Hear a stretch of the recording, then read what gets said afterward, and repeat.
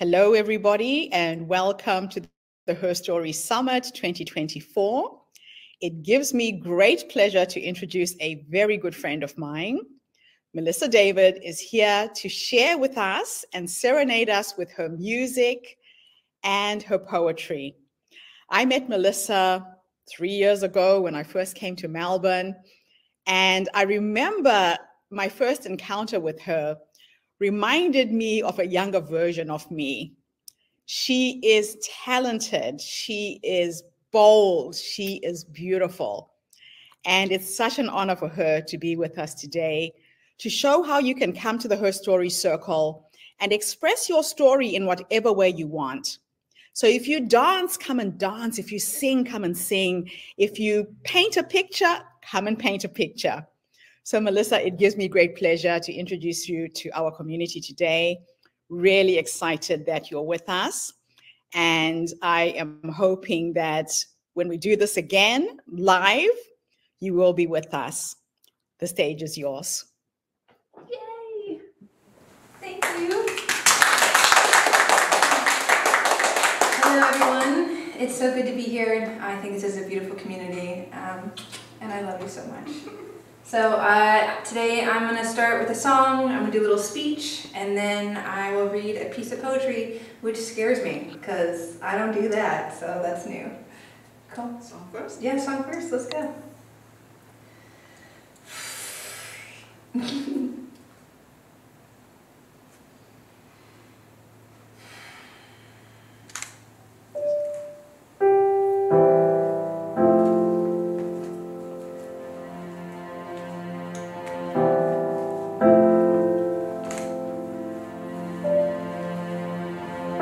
Something always brings me back to you.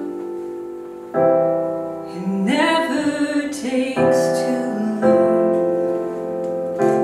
No matter what I say or do, I still feel your touch from the morning I'm gone.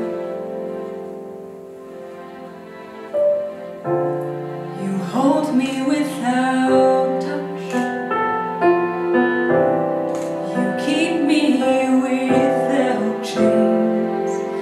I never wanted anything so much but to drown in your love and not feel your rain.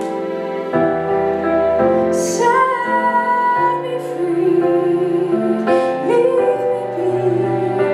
I don't want to fall another moment into your gravity. And here I am.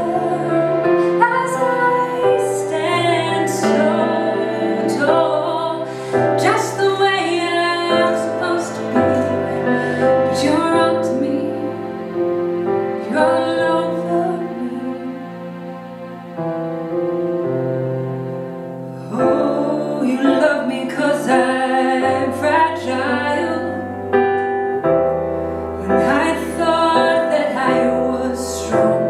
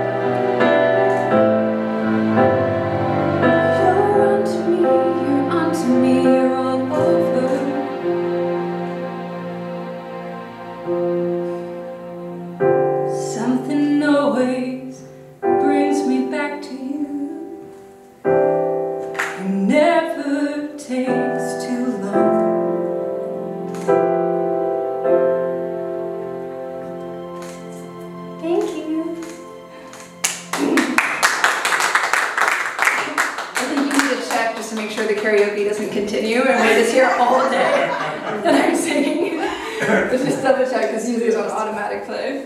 Awesome. Cool. And now I'm going to do a speech that I wrote about where I am now. I would say in the past, I got a lot of followers, and I was really young, and I was high up in the corporate world, and I was preaching this practice of asking for the raise and asking for your seat at the table, and for men to invite women into the circle of that upper tier to actually make the decisions. Because a lot of time in companies, there are women that have been sitting just outside the door, and they've been there for 20 years, and they know everything about that company, and they just need to be invited in. In general, I did a lot of preaching, and I realized that I was just a quick dopamine fix for people. So people would read my posts, they'd like it, and they'd feel good for a second, but the lasting impact of actually what I was saying wasn't what I wanted it to be. So I realized that I needed to start practicing what I was preaching and to stop preaching. So I've just been really mindful in the last 2 years to just actually do the work myself, and by doing that and showing that I am that person, then hopefully that will create a lasting impact. So this is about where I am now. So lately I've come to embrace the idea as I am what you might call a Renaissance woman. Juggling multiple passions and pursuits has become the norm. I recall the conversation during my time as a cater waiter in New York City when an editor of the New York Times advised me to focus on just one thing. I felt a ping of sadness at the time, thinking I needed to simplify my life. However, I soon realized that being a single-focused individual was never me, and it never will be.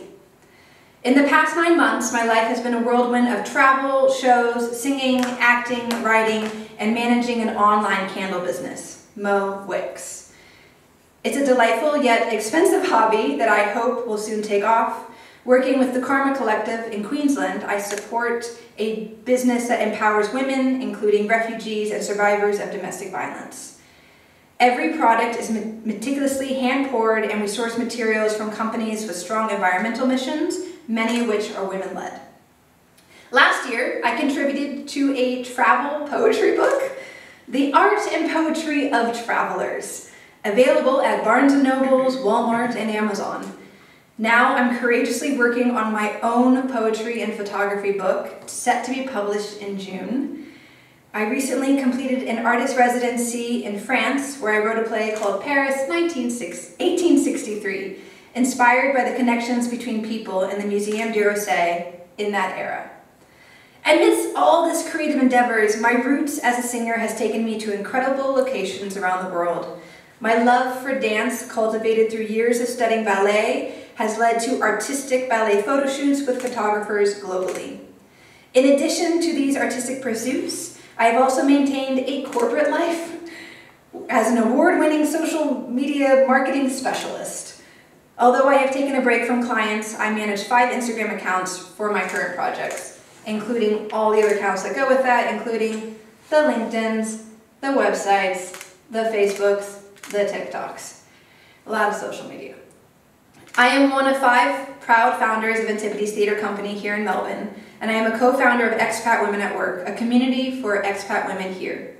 Events that I organize provide a space for women to connect and share moments over a drink, while I'll resume my role as Vice Chair of Democrats Abroad for the upcoming election. My current focus is not empire building, but on exploring the world and writing. My goals for this year include writing my first novel and achieving a self-sufficient company for Mo Wicks. Excitingly, we've entered into designing Stanley Cups this week. I used to advocate on my LinkedIn and my podcast for stepping into one's power, but I've shifted my approach. Now I strive to lead by example rather than seeking to create a quick dopamine fix with no long-term impact. I'm still figuring it all out, and I'm eager to embrace this evolving version of myself. And then to close my 15-minute thing, I'm going to read you a piece that I wrote that is now in the Art and Poetry of Travelers, which is the book that was published last year with 10 other incredible women from around the world. Okay, poetry, here we go.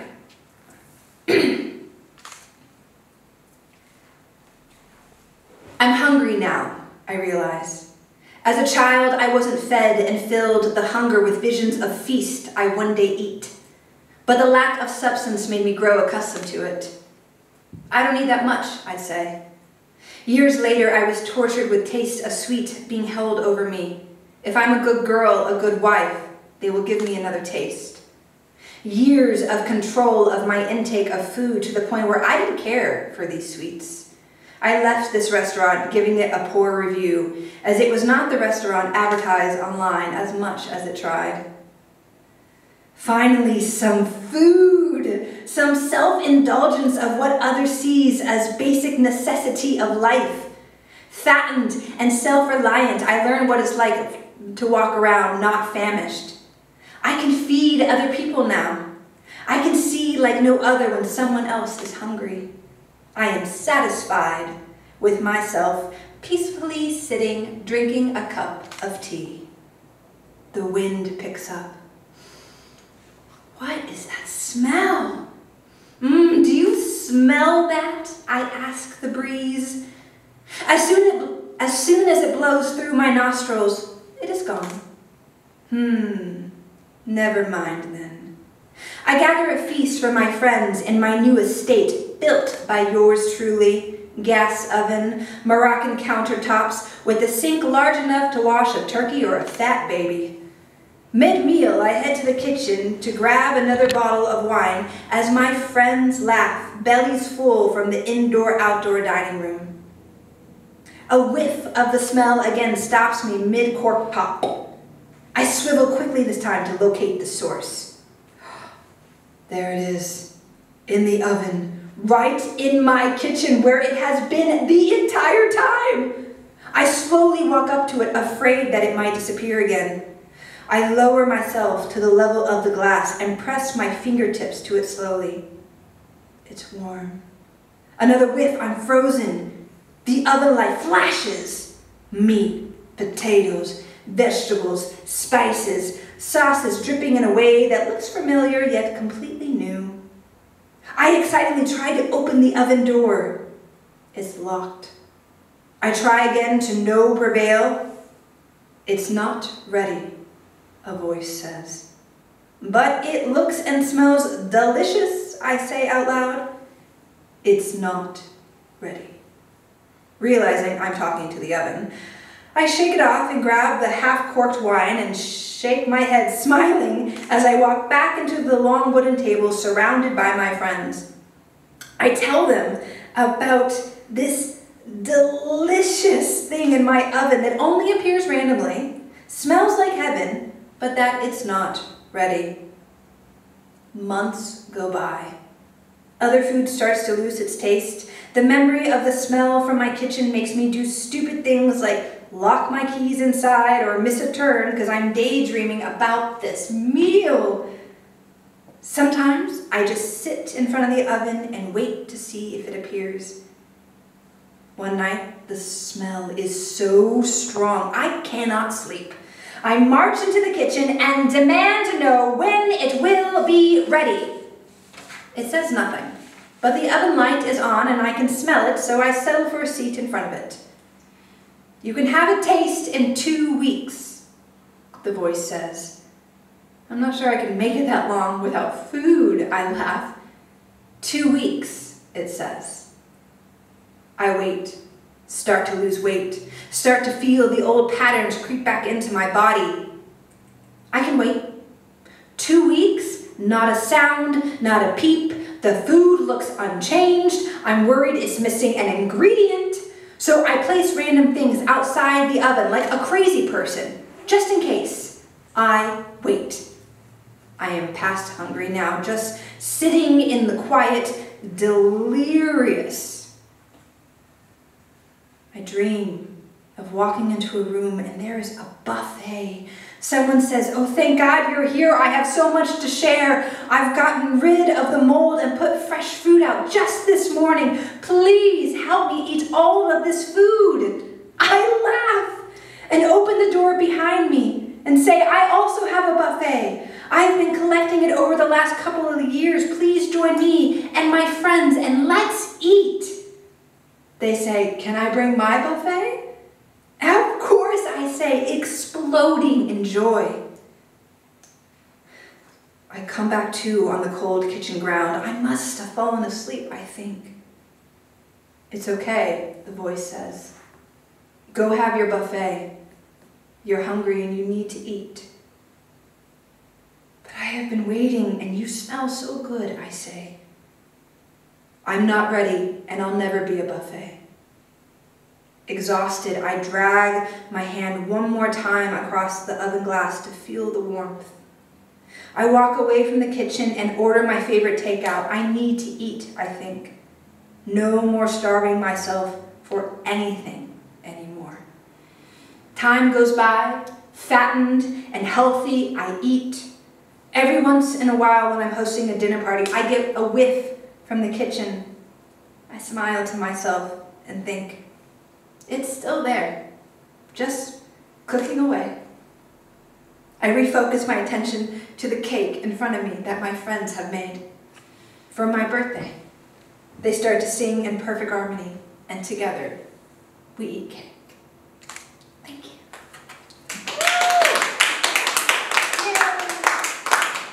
Beautiful. Stay there. Oh, stay there. You're going to talk to me now? Yes, we're going to ask you questions. Oh, I wasn't ready for questions.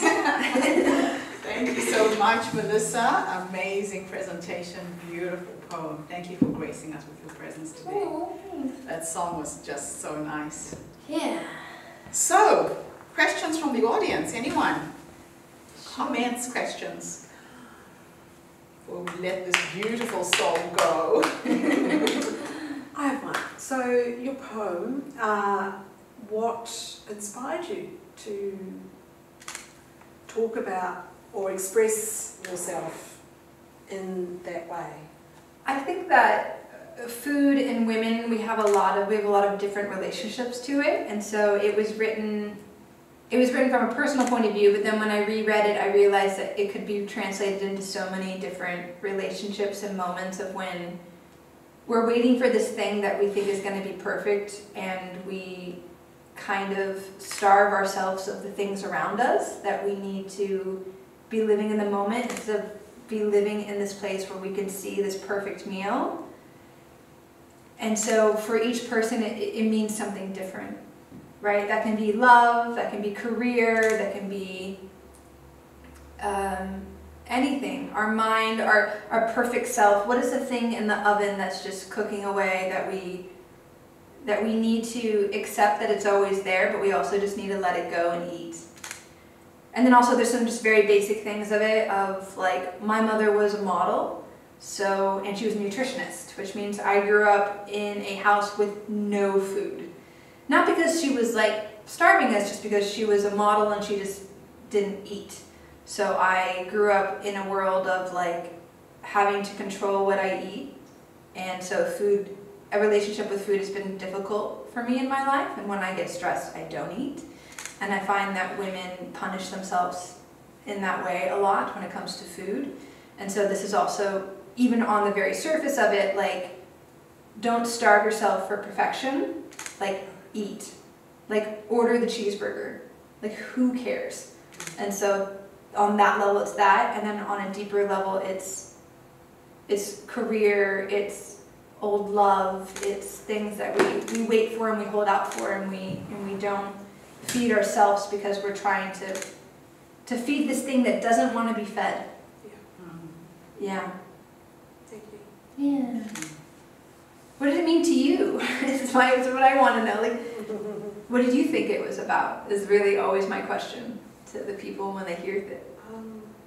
Well, to me, I just felt that I felt this conflict within it, even though it wasn't necessarily portrayed as a conflict, but it was that thing that you're explaining, that sort of like, there it is, I want it, but no, you know, that kind of dance that goes on when there's something that's drawing you one way, but for whatever reason, you're making that decision to not be drawn in.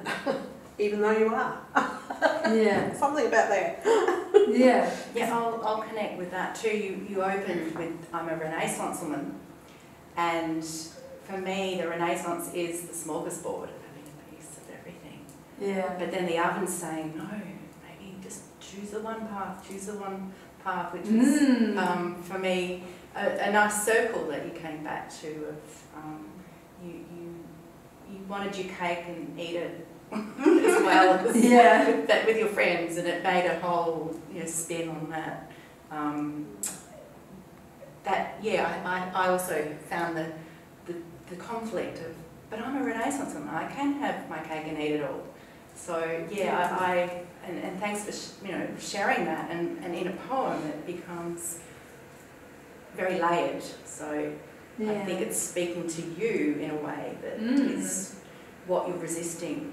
Yeah, which is really intriguing and fascinating. And as soon as you walked in the room there, I'm like, wow, who is this woman? She's like, thank you. But I was meant to go home and feed my dog, and I was like, oh, the dog can wait. Yeah, so thank you. It's really awesome to have the thespian matching this thespian. Yeah.